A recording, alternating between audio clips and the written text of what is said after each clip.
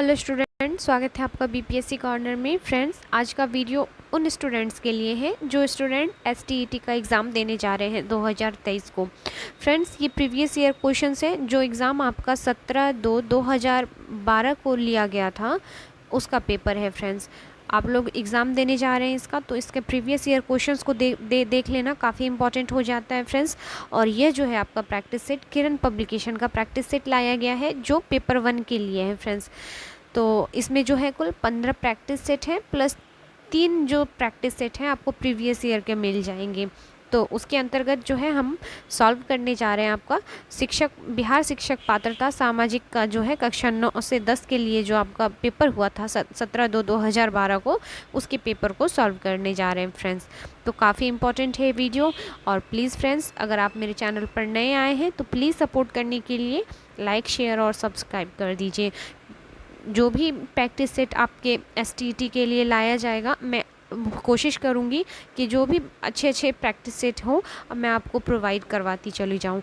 तो friends, please support करने के लिए सब्सक्राइब ज़रूर कर लीजिए मेरे चैनल को, ताकि जो भी आपको मेरे चैनल पर वीडियो अपलोड हो उसका नोटिफिकेशन चला जाए। और फ्रेंड्स, शुरू करते हैं हम टीचिंग एप्टीट्यूड के क्वेश्चंस के साथ।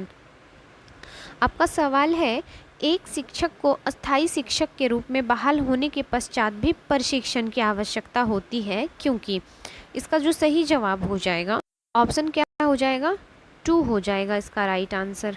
शिक्षा के क्षेत्र में हुए नए शोधों एवं उनके प्रयोगों का ज्ञान शिक्षकों को निरंतर दिया जाना चाहिए, जिससे कि है वे स्टूडेंट को काफ़ी अच्छी तरीके से समझ सके, समझा सके। तो ऑप्शन क्या हो जाएगा इसका, 2 हो जाएगा।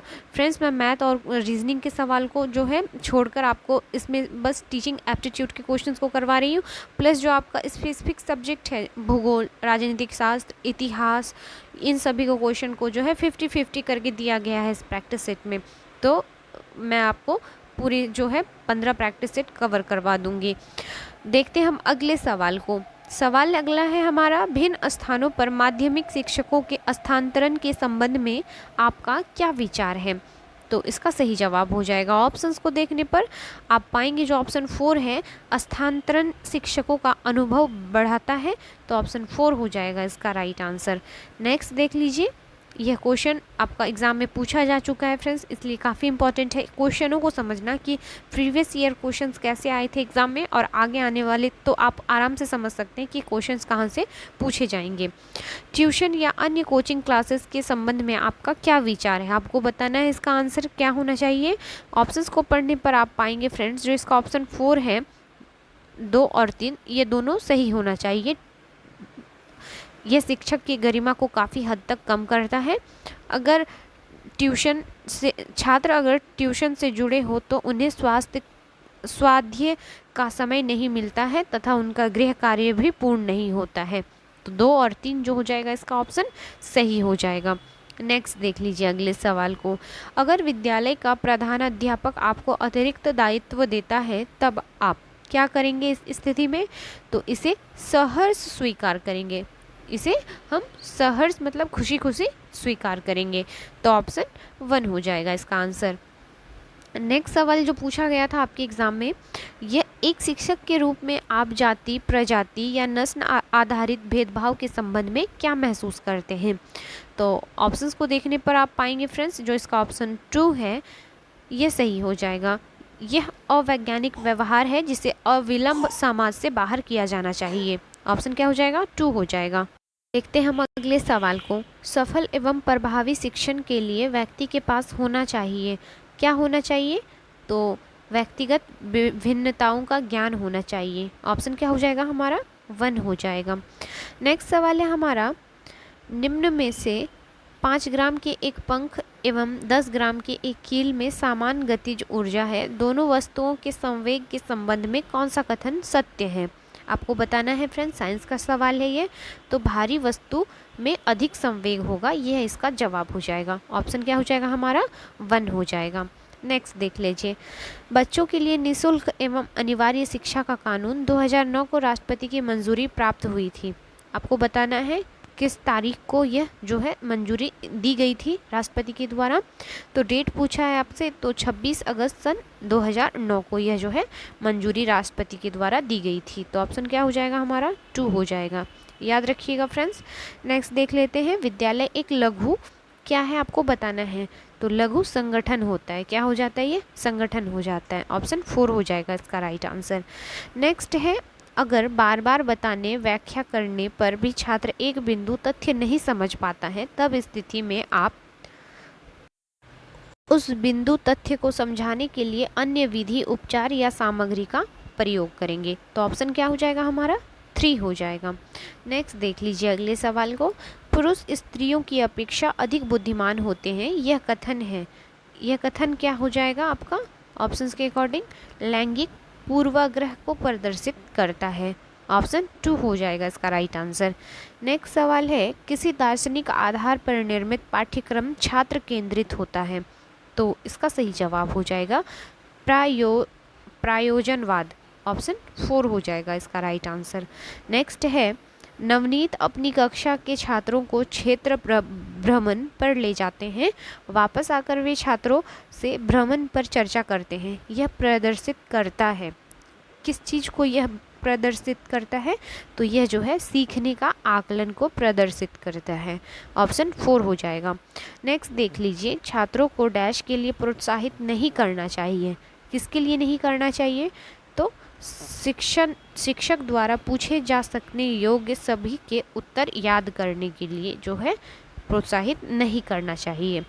नेक्स्ट देख लेते हैं हम अगले सवाल को, कटे पर फिटकरी लगाने से रक्तस्राव रुक जाता है क्योंकि? ये साइंस का सवाल है फ्रेंड्स। फिटकरी रुधिर को गाढ़ा कर जमा देता है, इस कारण से जो है कटे हुए जगह पर हमें फिटकरी रगड़ना चाहिए। नेक्स्ट देख लेते हैं हम अगले सवाल को। अगला सवाल आपके रीजनिंग से लिया गया है फ्रेंड्स। यदि निम्नलिखित शब्दों को शब्दकोश की तरह क्रम से सजाया जाए तो कौन सा शब्द अंत में आएगा? सॉल्व करने पर आप पाएंगे फ्रेंड्स इसका सही जवाब हो जाएगा डिसीफर। ऑप्शन क्या हो जाएगा? 4 हो जाएगा। नेक्स्ट देख लीजिए अगले सवाल को, अरुण रोहित का पिता है, रोहित माला का भाई है, माला आनंद की पत्नी है, तब आनंद और रोहित के बीच क्या रिश्ता है? तो सॉल्व करने पर आप पाएंगे जीजा और साले का रिश्ता है। नेक्स्ट देख लेते हैं हम अगले सवाल को, जैसे क्ल्यू का संबंध है मिस्ट्री, वैसे ही वार्निंग का संबंध है डैश से। आपको बताना है क्ल्यू जैसे रिलेटेड है आपका मिस्ट्री से, वैसे ही वार्निंग से किस शब्द को हम जो है रिलेट रखेंगे? तो इसका सही जवाब हो जाएगा फ्रेंड्स ऑप्शन क्या हो जाएगा इसका? 2 हो जाएगा, प्रिकॉशन। वार्निंग का प्रिकॉशन हो जाएगा। नेक्स्ट देख लेते हैं अगले सवाल को, ये रीजनिंग्स के सवाल हैं फ्रेंड्स। दिए गए शब्दों का सही क्रम क्या होगा? तो आपको शब्द दिया गया है परीक्षा, साक्षात्कार, चयन, नियुक्ति, विज्ञापन, प्रार्थना पत्र। आपको एक सीरियल वाइज सजाना है इसको। तो सजाने पर आप पाएंगे पहले आ जाएगा आपका विज्ञापन, फिर आ जाएगा नियुक्ति, फिर आएगा परीक्षा, फिर आएगा साक्षात्कार और फिर आएगा चयन और फिर आएगा आपका प्रार्थना पत्र। तो ऑप्शन क्या हो जाएगा? 2 हो जाएगा फ्रेंड्स। नेक्स्ट देख लेते हैं हम अगले सवाल को, यदि संतरा कहलाता है मक्खन, मक्खन को कहते हैं साबुन, साबुन को कहते हैं स्याही, स्याही को कहते हैं मधु, मधु को कहते हैं संतरा, तो कपड़े धोने में किसका प्रयोग किया जाता है? तो इसका सही जवाब हो जाएगा फ्रेंड्स स्याही, क्योंकि स्याही को कहते हैं, साबुन को कहते हैं स्याही, तो साबुन से हम कपड़ा धोएंगे। तो ऑप्शन क्या हो जाएगा हमारा? 4 हो जाएगा फ्रेंड्स। नेक्स्ट देख लीजिए, यदि प्ले का कूट 8 1 2 3 है, राइम का कूट 4 9 3 6 7 है, तब मेल का कूट क्या होगा आपको बताना है। तो सॉल्व करने पर जो इसका आंसर आ जाएगा 6 2 1 7 आ जाएगा फ्रेंड्स। नेक्स्ट देख लीजिए अगले सवाल को, निम्न में भिन्न पद पहचाने। आपको जो बताना है इसमें भिन्न पद को पहचानना है, तो इसका सही जवाब हो जाएगा ऑप्शन 2। नेक्स्ट देख लीजिए, और एक बात बता दूं फ्रेंड्स, जो भी स्टूडेंट को इसका पीडीएफ चाहिए, मैं टेलीग्राम लिंक आपको डिस्क्रिप्शन बॉक्स में शेयर कर दूंगी। प्लीज़ आप वहां पर जाकर आप आराम से जो है इसका पीडीएफ ले सकते हैं। नेक्स्ट सवाल भी आपके क्या है, रीजनिंग से दिया गया है। यदि एक कूट भाषा में डिस्टेंस को IDTUBECN लिखा जाता है, तो डॉक्यूमेंट को ODDVNTNE लिखा जाता है, तब उसी भाषा में थर्सडे को लिखा जाएगा। तो उसी भाषा में हम थर्सडे को लिखेंगे फ्रेंड्स। ये रीजनिंग के सवाल हैं, तो ये हो जाएगा ऑप्शन 1 हो जाएगा इसका राइट आंसर। नेक्स्ट देख लेते हैं हम अगले सवाल को। अगला सवाल है, विद्यालयों में यौन शिक्षा के संबंध में आपका क्या विचार है। तो इसके बारे में जो है, यह किशोरों को भ्रम के संसार से बाहर ले जाने एवं पूर्व यौनिकता के से संबंधित वास्तविक समस्याओं का ज्ञान देने के लिए आवश्यक है। ऑप्शन क्या हो जाएगा इसका, 2 हो जाएगा सही आंसर। नेक्स्ट देख लेते हैं हम अगले सवाल को। अगला सवाल है, शिक्षण व्यवसाय चुनौतीपूर्ण है क्योंकि। इसका क्या सही जवाब हो जाएगा, तो इसका जवाब हो जाएगा आपका ऑप्शन क्या हो जाएगा, 4 हो जाएगा। व्यक्ति में प्रत्येक बार छात्रों के असंख्य मनोवैज्ञानिक जरूरतों के अनुरूप परिवर्तित होना पड़ता है। नेक्स्ट देख लीजिए अगले सवाल को। ये टीचिंग एप्टीट्यूड के आपके सवाल हैं, शिक्षण कला से संबंधित है फ्रेंड्स। शिक्षण अधिगम के अतिरिक्त विद्यालयों में कई कार्यक्रम का आयोजन किया जाता है। एक शिक्षक के रूप में कार्यक्रमों के इन संबंध में आपकी क्या प्रतिक्रिया होगी। तो इसका सही जवाब हो जाएगा ऑप्शन क्या हो जाएगा इसका, 2 हो जाएगा। ये गतिविधियां छात्रों के सर्वांगीण विकास के लिए जो होता है आवश्यक होता है। नेक्स्ट देख लीजिए, यदि एक छात्र एक विषय में लगातार कम अंक ग्रेड प्राप्त करता है तब यह प्रदर्शित करता है। तो काफ़ी इजी सवाल है, छात्र को उस विषय में कोई रुचि नहीं है। नेक्स्ट देख लेते हैं, समय सारणी में विषयों का वितरण किस प्रकार होना चाहिए। तो यह जो होगा विषय की कठिनाई के स्तर के अनुसार होनी चाहिए। ऑप्शन 3 हो जाएगा इसका राइट आंसर। नेक्स्ट सवाल आपके साइंस से लिया गया है, निम्न में कौन सा विटामिन वसा में घुलनशील है, आपको बताना है। तो वसा में घुलनशील हो जाएगा आपका विटामिन ए तथा विटामिन जो हो जाएगा के। तो ऑप्शन क्या हो जाएगा हमारा, 3 हो जाएगा इसका राइट आंसर। सवाल है, छात्र केंद्रित शिक्षा का अर्थ है। इसका जो अर्थ हो जाएगा फ्रेंड्स, प्रत्येक छात्र की आवश्यकताओं का ध्यान रखना। नेक्स्ट देख लेते हैं, पाठ्यक्रम लचीला होना चाहिए, ऐसा नहीं होने पर क्या होगा। तो इसके कारण अलग व्यक्तित्व वाले छात्रों का विकास नहीं हो पाएगा। ऑप्शन क्या हो जाएगा, 1 हो जाएगा। नेक्स्ट है, आप अपनी कक्षा के छात्रों को किसी कार्यक्रम के संदर्भ में निर्देश देते हैं। यदि कोई छात्र आपका निर्देश नहीं समझ पाता है तब आप क्या करेंगे। तो सरल भाषा में निर्देशों की व्याख्या करेंगे और निर्देशों को खंडों में विभक्त करेंगे फ्रेंड्स। नेक्स्ट देख लीजिए अगले सवाल को। शिक्षा के क्षेत्र में मार्गदर्शन का उद्देश्य है। तो क्या उद्देश्य होता है, तो इनमें से जो सभी हो जाएगा ऑप्शन इसका सही हो जाएगा।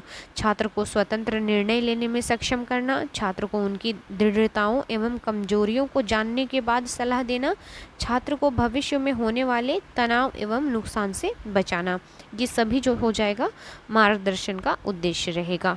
नेक्स्ट देख लेते हैं अगले सवाल को। सवाल है आपका, अगर एक छात्र आपके साथ अभद्रता करता है तब एक शिक्षक के रूप में आपकी क्या प्रतिक्रिया होगी। तो ऐसे में आप छात्र को क्षमा कर घटना को भुला देंगे। ऑप्शन क्या हो जाएगा, 3 हो जाएगा। नेक्स्ट सवाल है, आप एक शिक्षक के रूप में छात्र के किस व्यवहार को आप गंभीर मानेंगे। तो कक्षा के दौरान कक्षा में दूसरे छात्रों से बातचीत करना। ऑप्शन क्या हो जाएगा इसका, 1 हो जाएगा। फ्रेंड ये रहे आपके 50 क्वेश्चंस दो थे, ये शिक्षण कला तथा रीजनिंग मैथ्स से थे।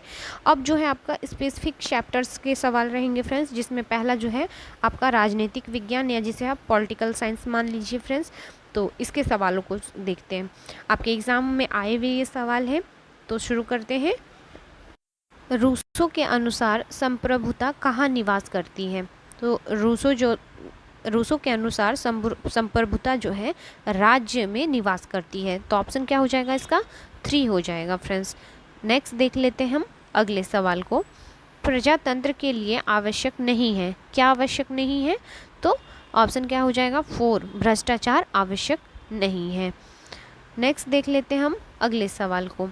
शक्ति पृथक्करण के प्रतिपादक कौन थे। तो शक्ति का जो पृथक्करण था इसके प्रतिपादक माने जाते हैं आपके मॉन्टेस्क्यू को। ऑप्शन क्या हो जाएगा, 2 हो जाएगा। नेक्स्ट देख लेते हैं अगले सवाल को। राजनीतिक विज्ञान का जनक किसे जाना जाता है। तो यह जाने जाते हैं आपके, ऑप्शन क्या हो जाएगा, 3 हो जाएगा। अरस्तु को जो जाना जाता है राजनीतिक विज्ञान के जनक के बारे में जाना जाता है। और यह जो अरस्तु हैं यह प्लेटो के जो है शिष्य थे फ्रेंड्स, ये भी आप फैक्ट याद रखिएगा, ये जो थे प्लेटो के शिष्य थे। नेक्स्ट देख लेते हैं अगले सवाल को। अगला सवाल है हमारा, दास कैपिटल नामक पुस्तक के लेखक कौन है? तो दास कैपिटल जिन्होंने लिखा था यह थे कार्ल मार्क्स। ऑप्शन क्या हो जाएगा हमारा, 3 हो जाएगा इसका राइट आंसर। और जर्मनी के जो कार्ल मार्क्स थे, यह दास कैपिटल को 1867 ईस्वी में लिखा गया था यह किताब। ऑप्शन क्या हो जाएगा, 3 हो जाएगा। नेक्स्ट देख लेते हैं हम अगले सवाल को। चिपको आंदोलन का प्रारंभ कहाँ से हुआ था? तो चिपको आंदोलन का जो प्रारंभ हुआ था ये हुआ था आपके उत्तराखंड से। ऑप्शन क्या हो जाएगा, 4 हो जाएगा। और इसका नेतृत्व किया किसके ने था? तो सुंदरलाल बहुगुणा के नेतृत्व में चिपको आंदोलन जो है वृक्षों को बचाने के लिए उत्तराखंड में प्रारंभ किया गया था। तो ऑप्शन क्या हो जाएगा, 4 हो जाएगा। नेक्स्ट है, निम्नलिखित में कौन भारतीय किसान यूनियन के प्रमुख नेता थे? तो जो भारतीय किसान यूनियन के जो प्रमुख नेता थे यह थे आपके, ऑप्शन क्या हो जाएगा हमारा, 3 हो जाएगा, महेंद्र सिंह टिकैत थे। ऑप्शन क्या हो जाएगा, 3 इसका राइट आंसर हो जाएगा। नेक्स्ट देख लेते हम अगले सवाल को।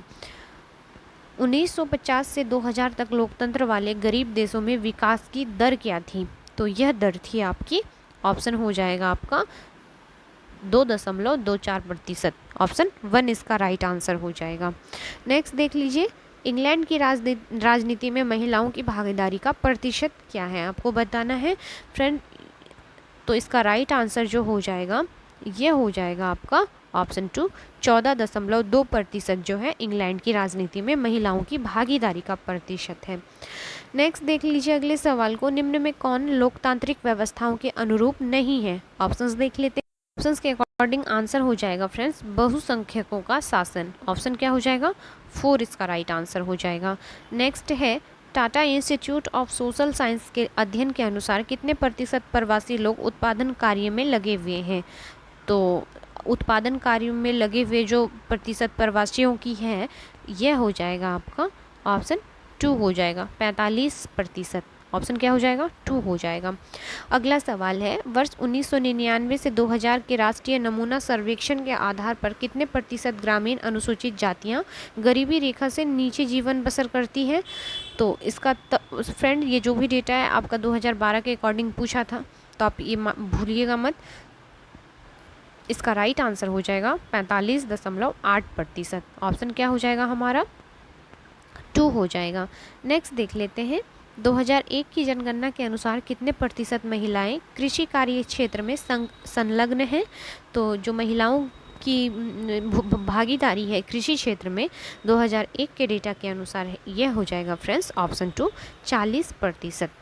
नेक्स्ट देख लीजिए, 15वीं लोकसभा चुनाव में कितने प्रतिशत महिला सांसद स्नातक हैं या ग्रेजुएट हैं, आपको बताना है इस क्वेश्चन में। तो यह जो है आपका 42% है। नेक्स्ट देख लेते हैं, सर्वप्रथम महिलाओं को मत देने का अधिकार किस देश में प्राप्त हुआ था? तो महिलाओं को सर्वप्रथम मत देने का अधिकार जो प्रारंभ हुआ था इंग्लैंड में हुआ था। ऑप्शन क्या हो जाएगा, 4 हो जाएगा। नेक्स्ट है, चुनाव अभियान के आखिरी चरण को क्या कहते हैं? तो इसे मतगणना कहते हैं, मत की गणना करना कहते हैं। अगला सवाल है, चुनाव के लिए चुनाव चिन्ह कौन आवंटित करता है? मोस्ट वीवीआई क्वेश्चन है फ्रेंड्स। तो यह जो चुनाव चिन्ह के लिए चुनाव के लिए चुनाव चिन्ह आवंटित करता है यह किया जाता है आपका निर्वाचन आयोग के द्वारा। ऑप्शन 4 हो जाएगा इसका राइट आंसर।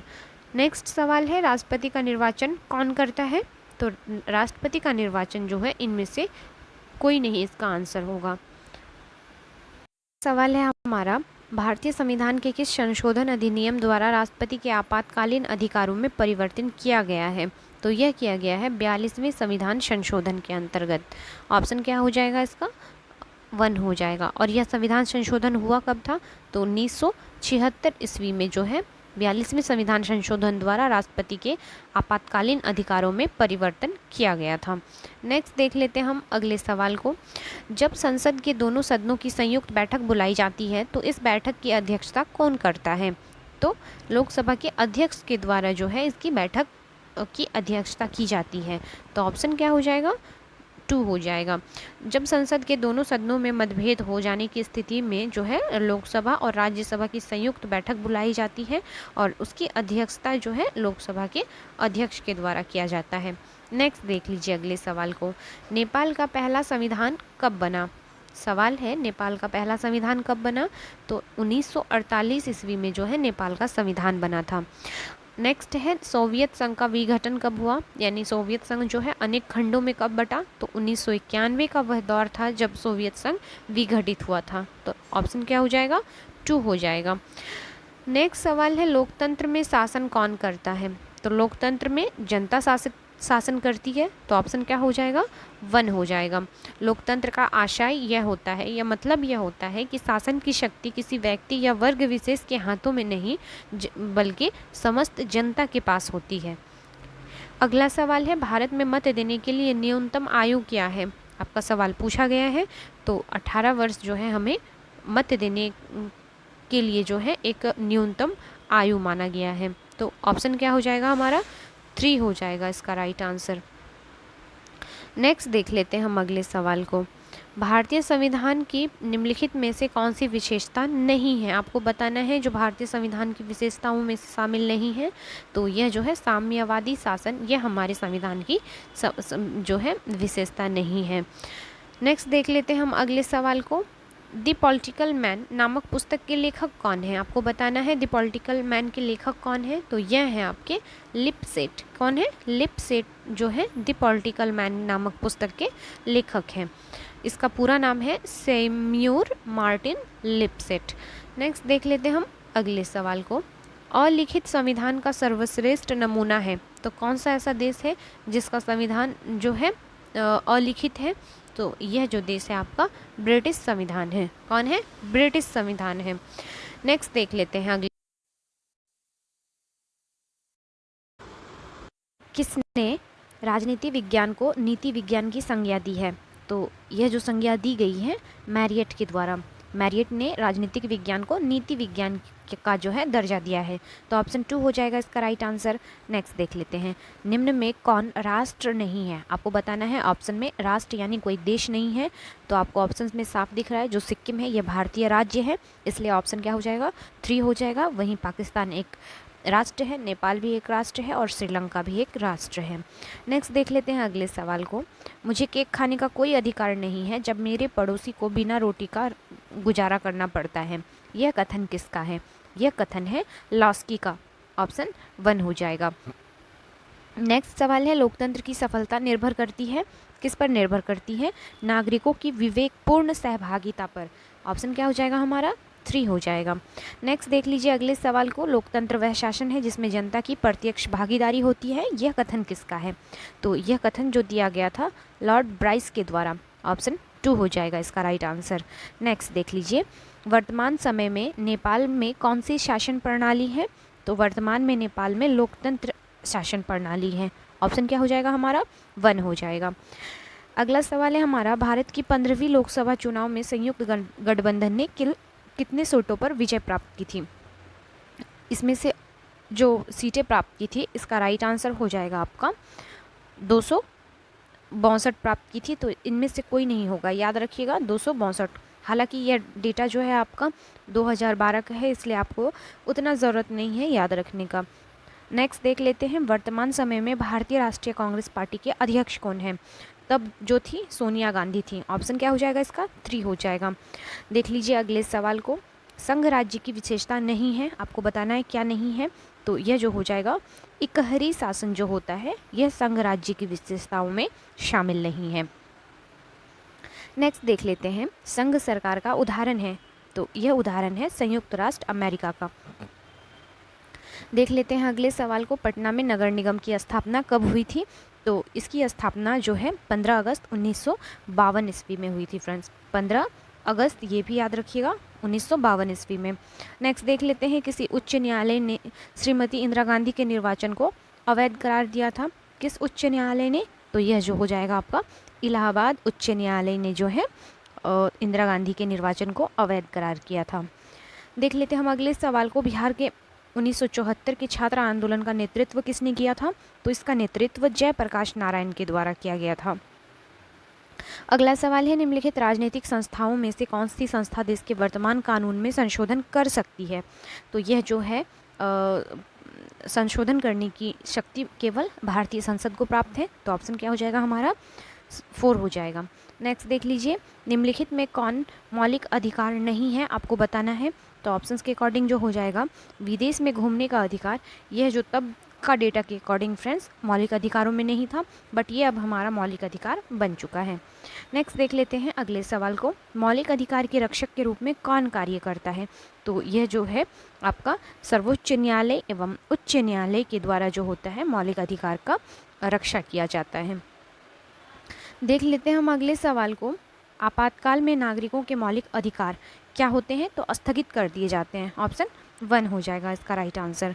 नेक्स्ट देख लेते हैं, भारतीय संविधान में मौलिक कर्तव्यों की संख्या है, तो इसका सही जवाब हो जाएगा ऑप्शन 4, कुल जो है 10 मौलिक कर्तव्य हैं।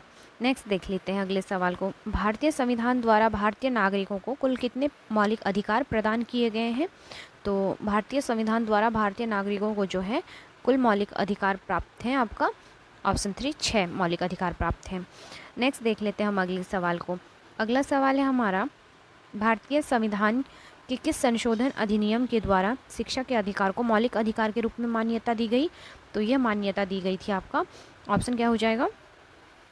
4 हो जाएगा। 86वें संविधान संशोधन के द्वारा जो है देश में जो है 6 से 14 वर्ष तक के बच्चों के लिए अनिवार्य एवं निःशुल्क शिक्षा को मौलिक अधिकार के रूप में मान्यता दी गई थी। तो याद रखिएगा फ्रेंड्स, 2002 और 86वें संविधान संशोधन। नेक्स्ट देख लेते हैं हम अगले सवाल को, किस संवैधानिक संशोधन द्वारा मत देने का उम्र 21 वर्ष से घटाकर 18 वर्ष कर दिया गया? तो यह जो है आपका 61वें संविधान संशोधन द्वारा आपका 21 वर्ष से घटाकर जो है 18 वर्ष मत देने का जो है उम्र सीमा कर दी गई थी। नेक्स्ट देख लेते हैं, भारतीय लोकसभा में अनुसूचित जातियों के लिए कितनी सीटें आरक्षित हैं, आपको बताना है। तो यह जो हो जाएगा कुल 79 सीटें आरक्षित हैं।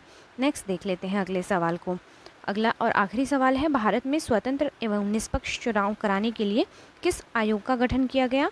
तो यह आयोग है आपका ऑप्शन क्या हो जाएगा? 1, निर्वाचन आयोग का गठन किया गया भारत में स्वतंत्र एवं निष्पक्ष चुनाव कराने के लिए। तो ऑप्शन 1 हो जाएगा फ्रेंड्स हमारा आंसर। अब देख लेते हैं फ्रेंड्स आपका जो आ जाएगा अर्थशास्त्र के सवालों को। अर्थशास्त्र के अंतर्गत जो हमारा पहला सवाल है, जिस देश का राष्ट्रीय आय अधिक होता है वह देश कहलाता है। तो ऐसे देशों को क्या कहा जाता है? विकसित देश कहा जाता है। ऑप्शन 1 हो जाएगा। नेक्स्ट सवाल है, उत्पादन एवं आय गणना विधि आर्थिक दृष्टिकोण डैश से है? तो यह जो हो जाएगा आपका इनमें से सभी हो जाएगा। उत्पादन एवं आय गणना विधि आर्थिक दृष्टिकोण से जो है व्यवहारिक, वैज्ञानिक, सहज, ये सभी जो है दृष्टिकोण है इसमें। नेक्स्ट देख लेते हैं हम अगले सवाल को, दीर्घकालीन ऋण प्रदान करने वाली संस्था कौन सी है? दीर्घकालीन मतलब लंबे समय तक के लिए। तो यह जो है भूमि विकास बैंक, ऑप्शन 1 हो जाएगा। नेक्स्ट देख लेते हैं अगले सवाल को, अगला सवाल है, कौन बीमारू राज्य नहीं है? आपको बताना है कौन बीमारू राज्य नहीं है।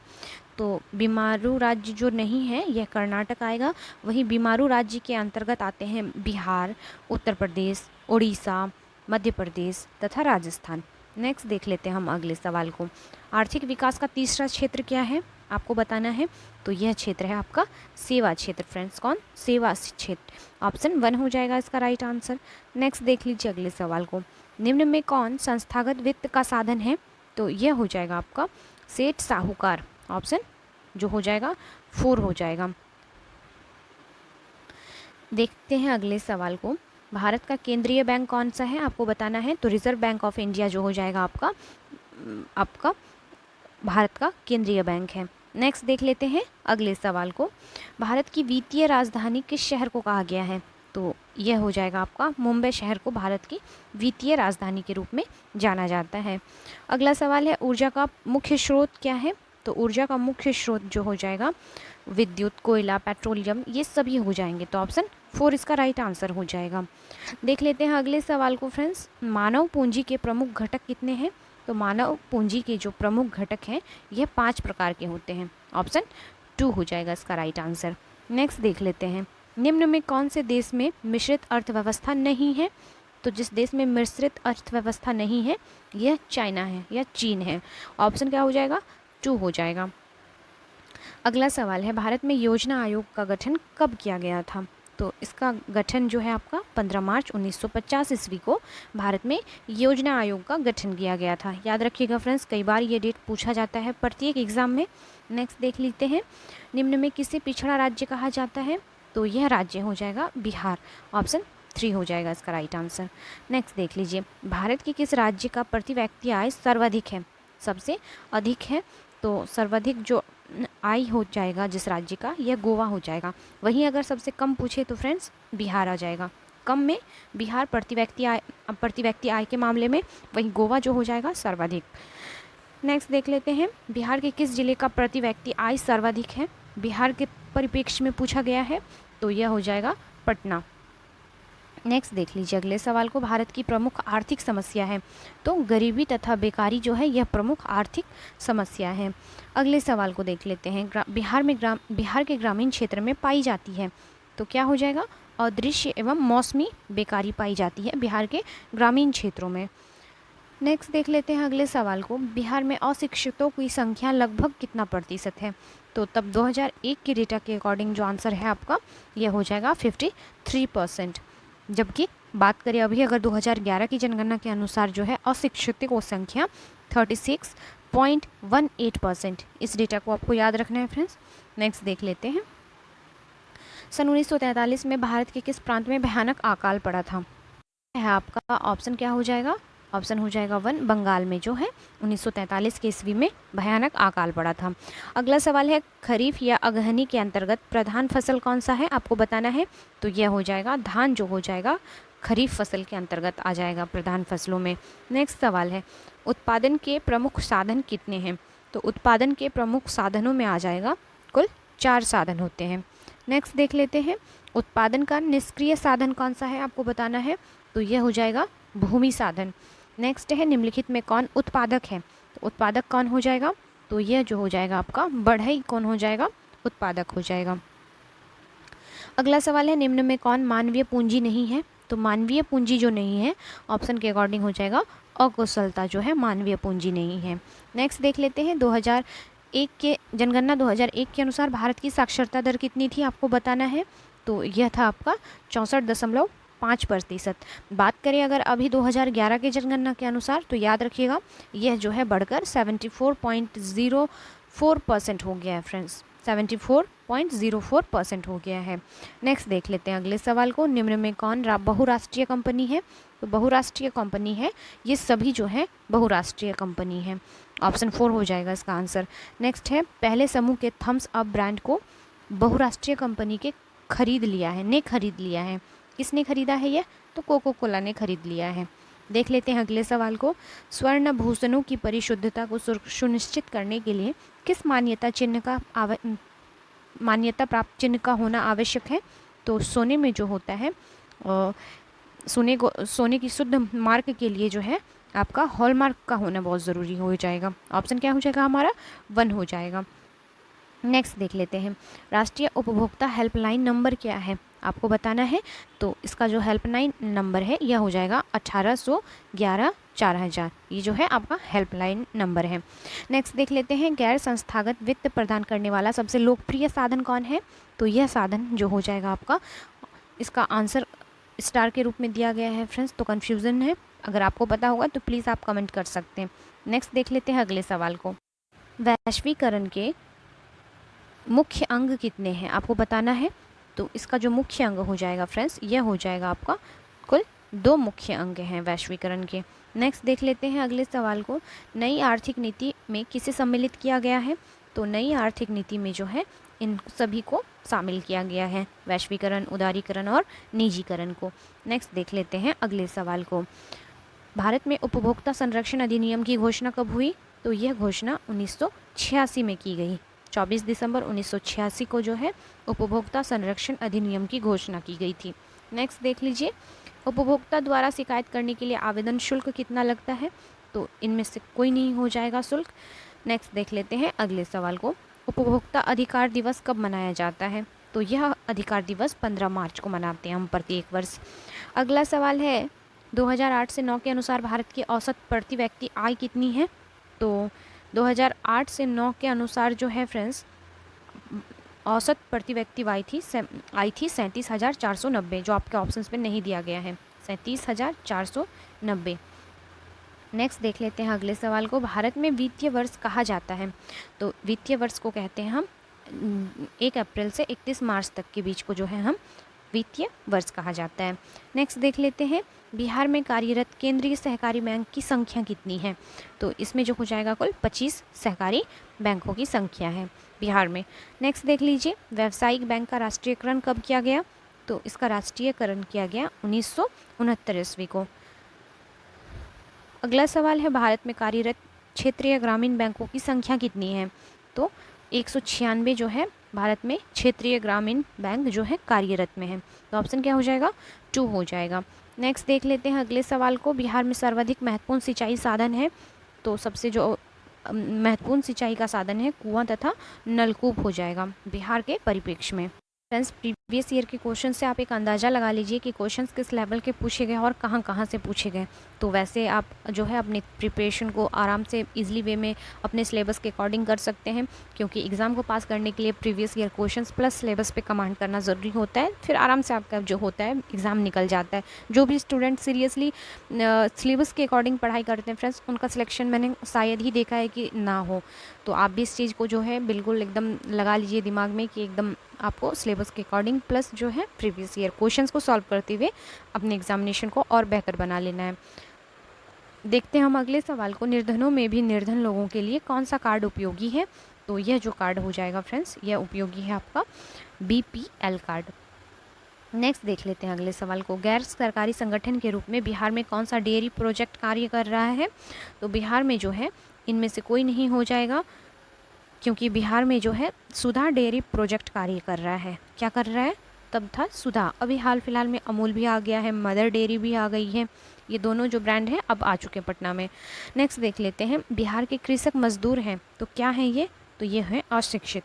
नेक्स्ट है 2001 में बिहार में कृषक मजदूरों का प्रतिशत था, तो कितना था प्रतिशत? यह था आपका 48%। ऑप्शन बी हो जाएगा इसका राइट आंसर। नेक्स्ट देख लेते हैं, बिहार राज्य के किस जिले की जनसंख्या सबसे अधिक है? तो यह जो हो जाएगा आपका पटना जिले में जनसंख्या सबसे अधिक है। नेक्स्ट है, बिहार में 1999 से 2000 में गरीबी रेखा के नीचे रहने वाली ग्रामीण जनसंख्या का प्रतिशत कितना था? आपको बताना है।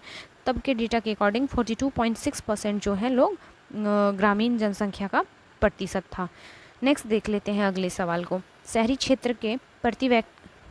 क्षेत्र के व्यक्तियों को प्रतिदिन कितनी कैलोरी भोजन की आवश्यकता होती है? तो 2100 कैलोरी की आवश्यकता पड़ती है शहरी क्षेत्रों के व्यक्तियों को। नेक्स्ट देख लेते हैं, MPCE के द्वारा गरीबी रेखा का निर्धारण गरीबी क्षेत्रों में ग्रामीण क्षेत्रों में कितने रुपए प्रति माह किया गया? तो यह जो है आपका 354 रुपये किया गया था। नेक्स्ट देख लेते हैं अगले सवाल को, SGSY योजना की शुरुआत कब की गई? तो इस योजना की शुरुआत 1999 में की गई। ऑप्शन क्या हो जाएगा हमारा? 2 हो जाएगा। नेक्स्ट देख लेते हैं फ्रेंड्स भूगोल के सवालों को। देखिए आपका नेक्स्ट टॉपिक है भूगोल। तो सवाल आपका पहला है, महाद्वीपों की एक साथ जुड़ी अवस्था को क्या कहा जाता है? तो महाद्वीपों की एक साथ जुड़ी अवस्था को हम कहते हैं पैंजिया। क्या? पैंजिया। नेक्स्ट देख लीजिए अगले सवाल को, महासागर के सबसे कम गहरे हिस्से को क्या कहते हैं? तो इनमें से कोई नहीं हो जाएगा इसका आंसर, क्योंकि जो सबसे कम गहरे हिस्से को हम महाद्वीपीय मग्नतट या कॉन्टिनेंटल शेल्फ कहते हैं। तो ऑप्शन 4 हो जाएगा इसका राइट आंसर। नेक्स्ट देख लीजिए, भारत में मानसून आगमन के लिए निम्नांकित में कौन सी स्थिति जिम्मेदार है? आपको बताना है। तो वायु का निम्न दाब जो हो जाएगा जिम्मेदार हो जाएगा भारत में मानसून आगमन के लिए। नेक्स्ट है, वृष्टि छाया प्रदेश से क्या तात्पर्य है? तो वृष्टि छाया प्रदेश से तात्पर्य हो जाएगा पर्वत के विमुख प्रदेश। नेक्स्ट देख लेते हैं अगले सवाल को, निम्नलिखित में कौन हाथियों के लिए प्रसिद्ध अभयारण्य है? तो हाथियों के लिए जो अभयारण्य प्रसिद्ध है यह है आपका बांदीपुर अभयारण्य। ऑप्शन 3 हो जाएगा इसका राइट आंसर। और यह है कहाँ? तो याद रखिएगा फ्रेंड्स, यह कर्नाटक में अवस्थित है। नेक्स्ट देख लेते हैं अगले सवाल को, भारत में किस स्थान पर पहला परमाणु ऊर्जा केंद्र स्थापित किया गया था? तो यह जो है आपका तारापुर में किया गया था। महाराष्ट्र के तारापुर में जो है, ये जो है महाराष्ट्र के तारापुर में 1972 को भारत में पहला परमाणु ऊर्जा केंद्र स्थापित किया गया था। नेक्स्ट देख लीजिए अगले सवाल को, उच्चावच प्रदर्शन के लिए हैच्योर विधि का विकास किसने किया था? तो इसका विकास लेहमान ने किया था। किसने? लेहमान ने किया था। ऑप्शन 1 हो जाएगा इसका राइट आंसर। नेक्स्ट देख लीजिए, अस्तर रंजन विधि के अंतर्गत मानचित्रों में नीले रंग से किस भाग को प्रदर्शित किया जाता है? ऑप्शंस देख लेते हैं। ऑप्शन क्या हो जाएगा? 3 हो जाएगा, जल को जो है प्रदर्शित किया जाता है। नेक्स्ट देख लीजिए अगले सवाल को, पर्वतीय छायाकरण विधि में भू आकृतियों पर किस दिशा से प्रकाश पड़ने की कल्पना की जाती है? तो यह उत्तर पूर्व दिशा से जो है प्रकाश पड़ने की कल्पना की जाती है। अगला सवाल है हमारा, पहली आधुनिक सूती मिल मुंबई में स्थापित की गई थी क्योंकि? इसका सही जवाब है मुंबई एक पतन है, पोर्ट है, यह कपास उत्पादक के क्षेत्र के निकट है, मुंबई में पूंजी उपलब्ध थी, उपयुक्त सभी इसका आंसर हो जाएगा फ्रेंड्स। नेक्स्ट देख लीजिए, गंडक परियोजना का निर्माण किस स्थान पर हुआ? तो इसका निर्माण जो है वाल्मीकि नगर पर हुआ। गंडक परियोजना बिहार की दूसरी नदी घाटी परियोजना है और यह परियोजना जो है बिहार राज्य के उत्तर पश्चिमी भाग पर अवस्थित है। नेक्स्ट देख लीजिए अगले सवाल को, निम्न में कौन सा जिला गन्ना उत्पादन में अग्रणी है? तो यह हो जाएगा आपका पश्चिमी चंपारण। ऑप्शन 1 हो जाएगा। नेक्स्ट देख लेते हैं, बिहार राज्य की कितनी प्रतिशत जनसंख्या कृषि कार्य में लगी हुई है? तो यह जो है हो जाएगा तब के डेटा के अकॉर्डिंग 85%।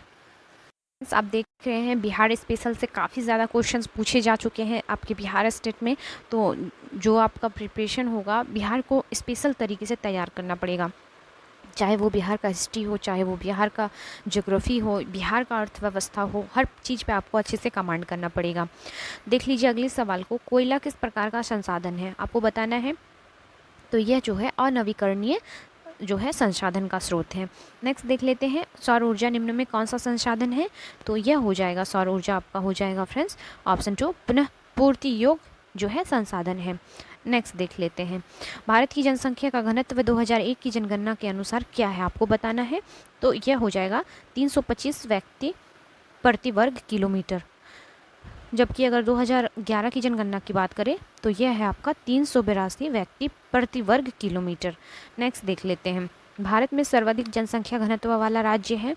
तो तब के डेटा के अकॉर्डिंग जो फ्रेंड आंसर था यह हो जाएगा आपका 2001 की जनगणना 11 के अनुसार फ्रेंड्स बिहार ले लीजिए आप, ऑप्शन 3 हो जाएगा इसका राइट आंसर। नेक्स्ट देख लेते हैं हम अगले सवाल को, भारत की जनसंख्या में प्रति मिनट कितने व्यक्तियों की वृद्धि हो रही है? तो यह हो रही है आपका 29। ऑप्शन क्या हो जाएगा? 3 हो जाएगा राइट आंसर। नेक्स्ट देख लेते हैं, नेपाल की सीमा भारत के किस राज्य से मिलती है? तो यह मिलती है आपके सिक्किम से। अगला सवाल है, भारत से श्रीलंका को अलग करता है? तो क्या अलग करता है? पाक जल संधि जो है भारत को श्रीलंका से अलग करता है। अगला सवाल है, भारत का अक्षांशीय विस्तार क्या है? आपको बताना है फ्रेंड्स।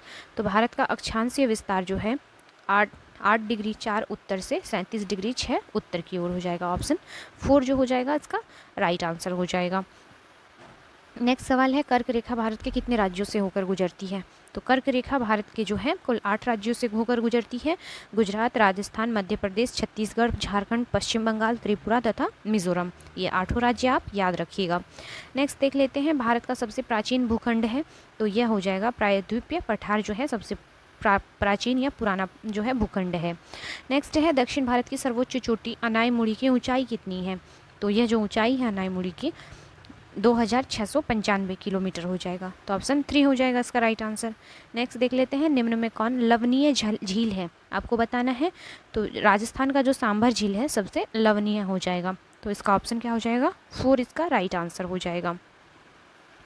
अगला सवाल है, निम्नांकित में दक्षिण भारत में अवस्थित कौन दर्रे हैं? दक्षिण भारत में जो दर्रे अवस्थित हैं यह हो जाएगा आपका पाल घाट। ऑप्शन 4 हो जाएगा इसका राइट आंसर।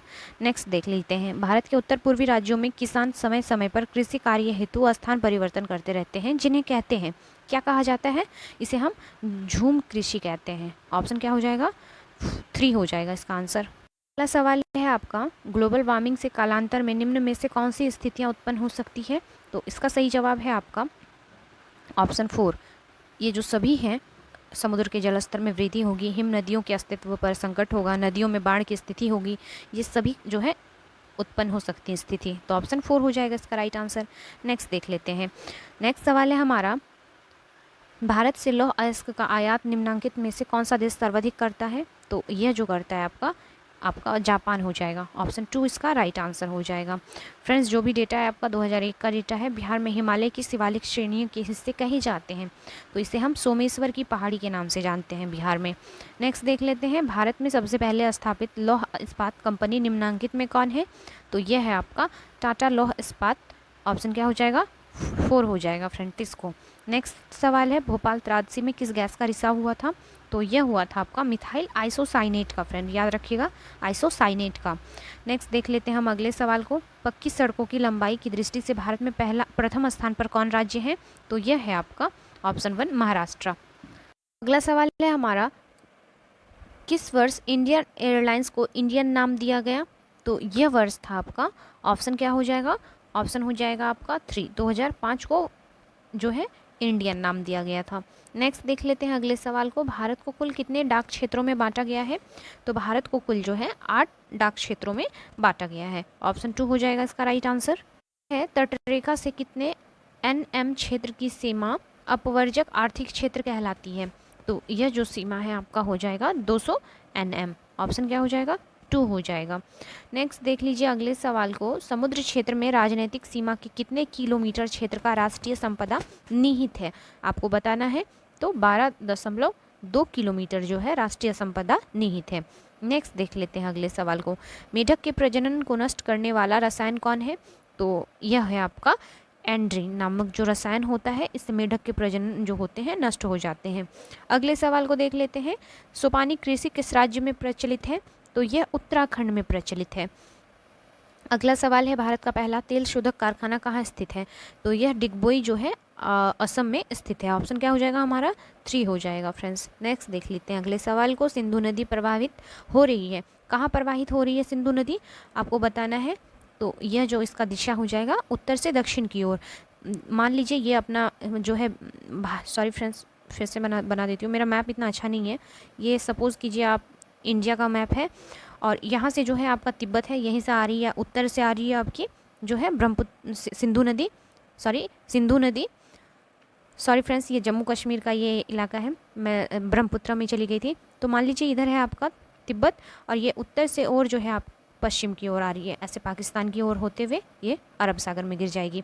तो ये डायरेक्शन है आप उसका, तो उत्तर से दक्षिण की ओर इसका राइट आंसर हो जाएगा। ऑप्शन 1 हो जाएगा इसका राइट आंसर। नेक्स्ट देख लेते हैं, मापनी में हर व्यक्त करता है। तो हर जो व्यक्त करता है यह हो जाएगा धरातल की दूरी तथा मानचित्र पर की दूरी। तो ऑप्शन क्या हो जाएगा? 3 हो जाएगा। नेक्स्ट सवाल है, भूगोल में क्षेत्रीय अध्ययन है, क्या अध्ययन है? तो यह हो जाएगा एक उपागम। भूगोल में क्षेत्रीय अध्ययन एक उपागम है, एक अप्रोच है। नेक्स्ट देख लेते हैं, कभी कभी उत्तर भारत में सामान्य से कम वर्षा होती है, कारण बताना है आपको। तो एल नीनो के कारण यह घटना होती है। नेक्स्ट देख लेते हैं, निम्न में कौन सी नदी प्रायद्वीपीय भारत की सबसे लंबी नदी है? जवाब हो जाएगा प्रायद्वीप भारत की सबसे लंबी नदी जो हो जाएगी गोदावरी हो जाएगी। नेक्स्ट है, निम्न में कौन सी नदी भ्रंश घाटी से होकर बहती है? तो ताप्ती नदी जो है आपकी भ्रंश घाटी से होकर बहती है। नेक्स्ट देख लेते हैं, जाड़े में तमिलनाडु के तटीय भागों में वर्षा का क्या कारण है? तो उत्तर पूर्वी का मानसून जो हो जाएगा ये तटीय भागों में वर्षा का कारण होगा तमिलनाडु में। नेक्स्ट है, मई के महीने में पश्चिम बंगाल में चलने वाली धूल से भरी आंधी को क्या कहा जाता है? तो इसे हम लू कहते हैं। क्या कहते हैं? लू कहते हैं। नेक्स्ट देख लीजिए, भारत में वन्य जीव अभयारण्य संरक्षण अधिनियम कब लागू हुआ? तो वन्य जीव संरक्षण अधिनियम लागू हुआ था 1982 ईस्वी में, सॉरी फ्रेंड्स 1972 ईस्वी में। ऑप्शन क्या हो जाएगा हमारा? 4 हो जाएगा इसका राइट आंसर। नेक्स्ट देख लेते हैं हम अगले सवाल को, भरतपुर पक्षी विहार किस राज्य में अवस्थित है? तो यह अवस्थित है आपके राजस्थान में। भरतपुर घाना पक्षी विहार राजस्थान में स्थित है। नेक्स्ट आ जाता है आपका इतिहास का सवाल। तो शुरू करते हैं और देखते हैं आज के इतिहास के सवालों को। तुगलक वंश का इतिहास किस ग्रंथ में संग्रहित है? आपको बताना है। सही जवाब हो जाएगा फ्रेंड्स, ऑप्शन क्या हो जाएगा? 1 हो जाएगा। तारीख फिरोजशाही में जो है तुगलक वंश का इतिहास जो है संग्रहित है। नेक्स्ट देख लेते हैं हम अगले सवाल को। अगला सवाल है हमारा, मोहम्मद गोरी की मृत्यु कब हुई थी? आपको बताना है मोहम्मद गोरी की मृत्यु कब हुई थी। तो इनकी मृत्यु 1206 ईस्वी में हुई थी। ऑप्शन क्या हो जाएगा? 2 हो जाएगा। नेक्स्ट है इल्तुतमिश दास वंश का सुल्तान कब बना, तो यह बनाया था 1211 ईस्वी को। नेक्स्ट है अलाउद्दीन ने गुजरात पर कब विजय प्राप्त की थी, ऑप्शंस देख लीजिए। तो यह हो जाएगा आपका ऑप्शन क्या हो जाएगा 1297 ईस्वी में। नेक्स्ट सवाल है सरस्वती विकास नामक ग्रंथ की रचना किसने की, तो सरस्वती विकास नामक ग्रंथ की रचना की गई है आपका हो जाएगा फ्रेंड्स, यह रचना जो की गई है व्यासराज के द्वारा, ऑप्शन 1 हो जाएगा इसका राइट आंसर। नेक्स्ट देख लेते हैं सेफ्टी लैंप का आविष्कार किसने किया, तो इसके आविष्कारक हैं हम्फ्री डेवी, ऑप्शन क्या हो जाएगा 4 हो जाएगा। जनसंख्या का अधिक घनत्व कहाँ होता है, तो यह होता है आपका महानगर में जो है जनसंख्या का अधिक घनत्व पाया जाता है। 1810 से 1880 तक लंदन की आबादी 10 लाख से बढ़कर कहाँ तक पहुँची, तो यह जो हो गई थी ऑप्शन 3 40 लाख। नेक्स्ट देख लेते हैं लंदन में अनिवार्य प्राथमिक शिक्षा कब लागू हुई, तो अनिवार्य शिक्षा लंदन में लागू हुई थी 1870 के दशक में, देखिए फ्रेंड्स बहुत पहले लागू की गई थी। नेक्स्ट देख लेते हैं पहला विश्व बाजार के रूप में कौन सा शहर उभर कर आया था, तो पहला जो शहर था अलेक्जेंड्रिया का था, किसका था अलेक्जेंड्रिया का था। नेक्स्ट देख लेते हैं अगले सवाल को, मेजनी का संबंध किस संगठन से था, आपको बताना है। तो यह जो संगठन था यह संबंध रखता था कार्बोनरी का, ऑप्शन 2 हो जाएगा इसका राइट आंसर।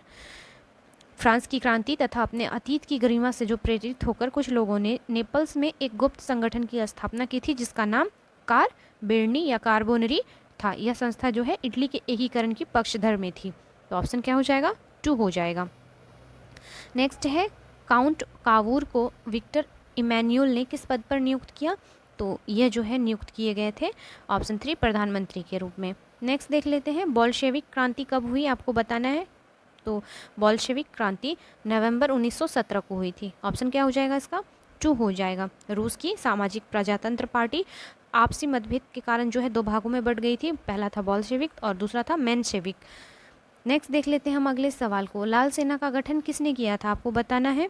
तो इसका गठन ट्रॉट्स्की ने किया था, ट्रॉट्स्की ने किया था, ऑप्शन क्या हो जाएगा इसका 3 हो जाएगा।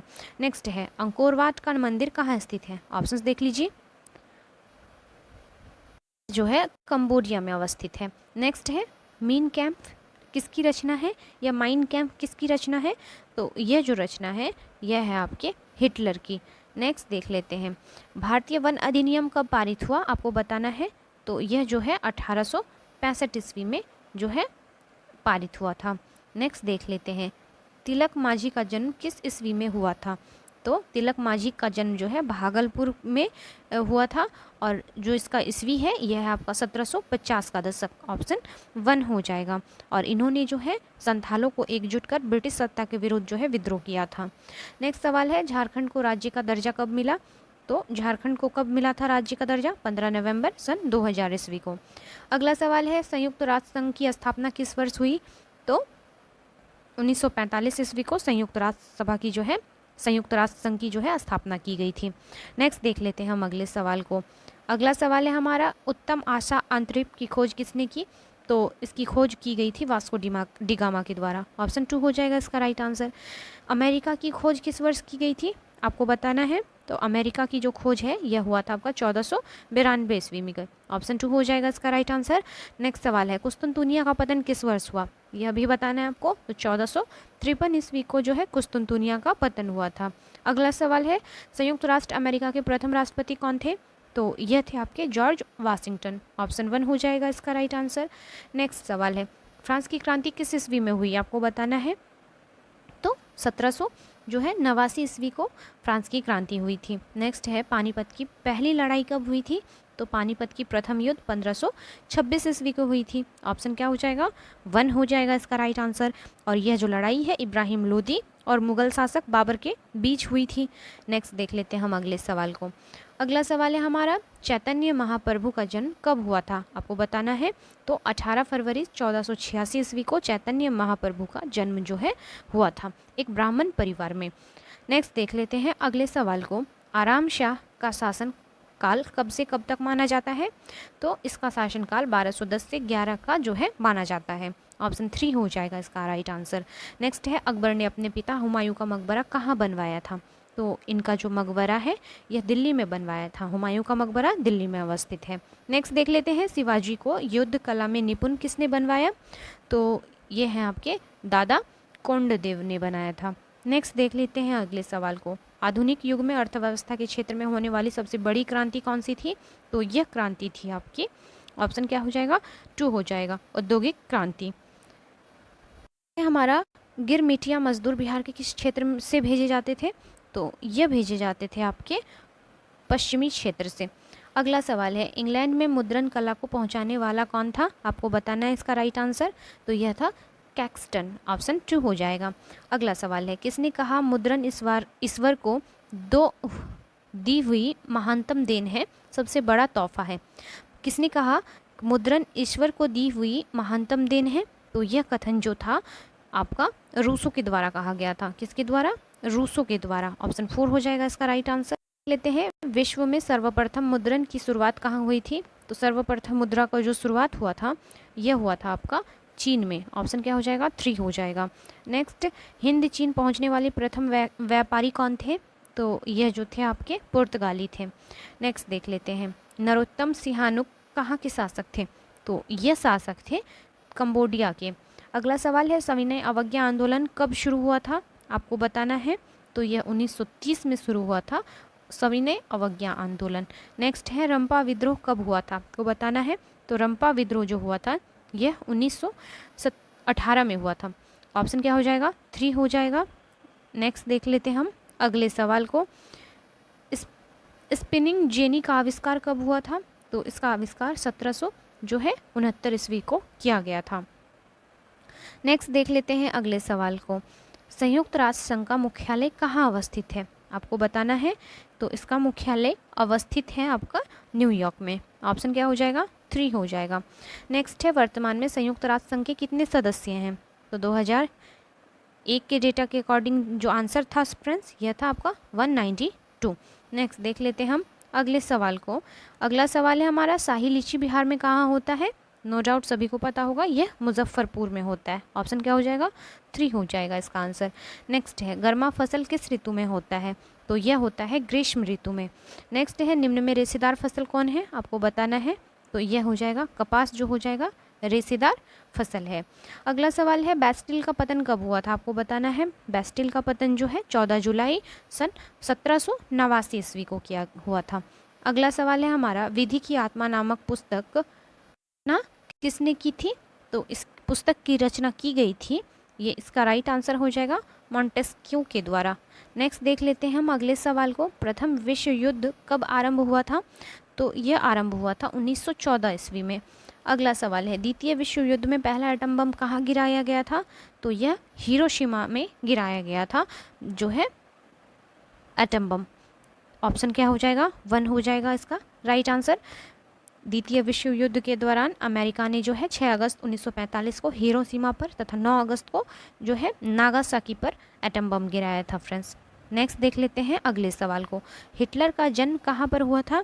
तो इसका जन्म जो है ऑस्ट्रिया में हुआ था। फ्रेंड, ये रहा आपका जो 2012 को आपका पेपर हुआ था, उसके सभी क्वेश्चंस को हम लोगों ने जो है सॉल्व कर लिया। फ्रेंड्स, उम्मीद करती हूँ आपको पसंद आया होगा। अगर पसंद आए तो प्लीज़ लाइक, शेयर और सब्सक्राइब कर दीजिए। और मिलते हैं इसके प्रैक्टिस सेट को लेके, STET के आपके प्रैक्टिस सेट को लेके। तो फ्रेंड्स प्लीज़ सपोर्ट किया कीजिए। मिलते हैं नेक्स्ट वीडियो में।